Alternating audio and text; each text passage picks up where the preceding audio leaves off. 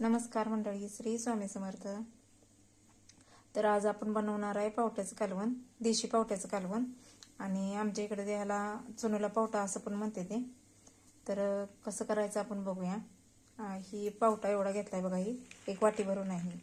आणि आलं, लसूण आणि कोथिंबीर ही अशी बारीक केली बघा, एक चमचाभर आहे. आणि खोबरं जरा बारीक केलेलं आहे, एवढं एवढं खोबरं घेऊन बारीक केलं.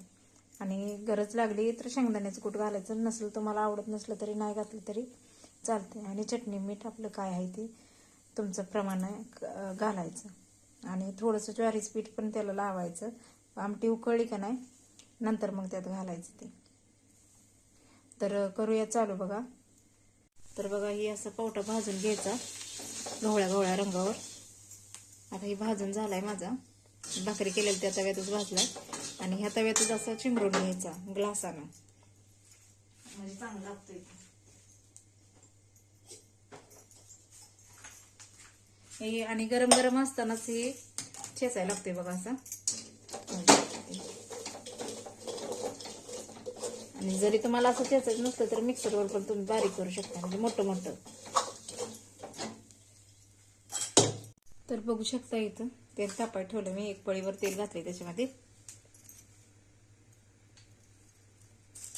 आणि पलीकडे एक तांब्या भरून पाणी का नाही तव्यात ठेवले, त्यात गरम होण्यासाठी.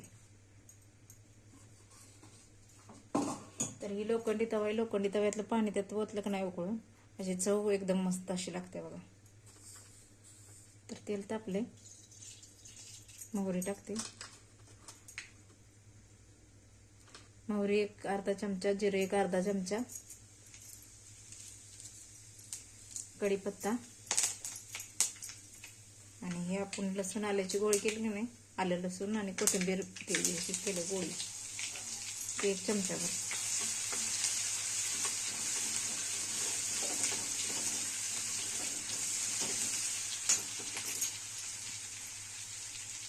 हे खोबऱ्याचं वाटण केलेलं.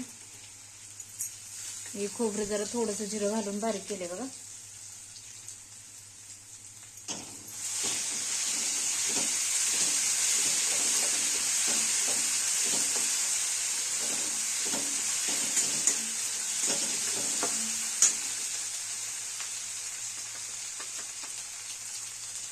आता हळद अर्धा चमचा. तर बघा, हे तेल सुटलं आता ह्या मसाल्याला. आता हे बाळाचं असं चेचलेला पावटा आहे बघा.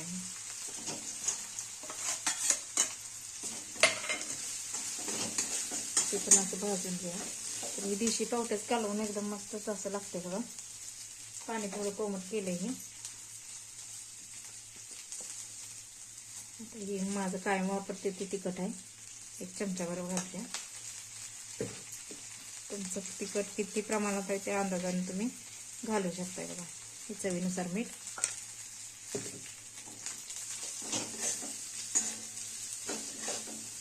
आणि आता ह्याच्यात तुम्हाला गरज वाटली तर शेंगदाण्याचं कूट घाला, नाहीतर नाही घातलं तरी चालतंय बघा.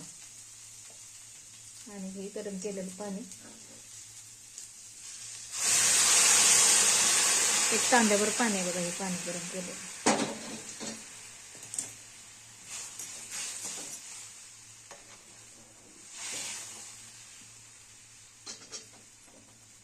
आणि आता हे नॉर्मली उकळत आलं का नाही, म्हणजे मोहर येतो का नाही आपल्या कालवणाला उकळताना, हे बघा हे असं.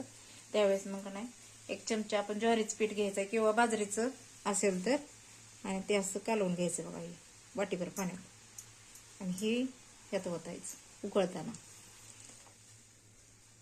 तर हे असं गावाकडच्या पद्धतीनं पावट्याचं कालवण करतात बघा.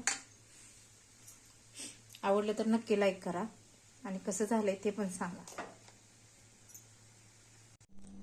तर बघा, शिजलंय आपलं पावट्याचं कालवण आणि वास पण असा खमंग असा सुटलाय बघा. तर या मंडळी, देशी पावट्याचं कालवण खाण्यासाठी